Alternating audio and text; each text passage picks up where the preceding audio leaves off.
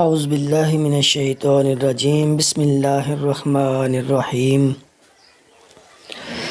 سیدنا انس بن مالک رضی اللہ تعالی عنہ کا بیان ہے کہ رسول اللہ صلی اللہ علیہ وسلم صبح سویرے ہی دشمنوں پر حملہ کرتے تھے اور اذان کی آواز پر کان لگائے رکھتے تھے، اور اگر مخالفوں کے شہر میں سے آپ صلی اللہ علیہ وسلم کو اذان کی آواز سنائی دیتی تو ان پر حملہ نہ کرتے تھے۔